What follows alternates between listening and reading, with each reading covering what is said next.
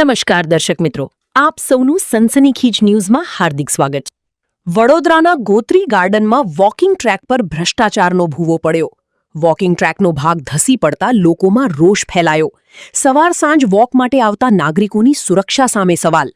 સદનસીબે ઘટનામાં કોઈ જાનહાનિ થઈ નથી। સ્થાનિકોએ કામની ગુણવત્તા સામે ગંભીર આક્ષેપ કર્યા। જવાબદાર એજન્સી સામે કાર્યવાહી કરવાની માંગ ઉઠી।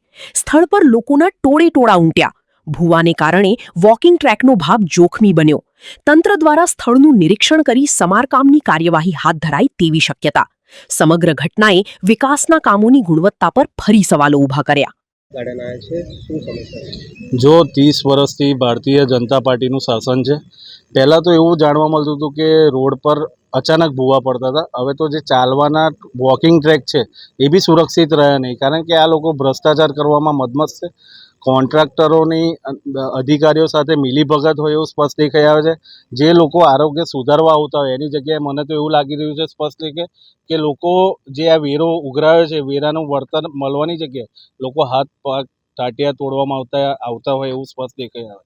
એટલે આની સ્પષ્ટ માગણી છે કે જે બી કોન્ટ્રાક્ટર, જે બી અધિકારી છે એને તાત્કાલિક ધોરણે સસ્પેન્ડ કરવો જોઈએ। એની પર તપાસ થવી જોઈએ, વિજિલન્સ તપાસ થવી જોઈએ કે આ ભ્રષ્ટાચાર કેવી રીતના થઈ રહ્યો છે। હાર્દિકભાઈ, આટલો મોટો ભૂવો છે, કોઈને કશું થઈ જાય તો જવાબદારી કોણ?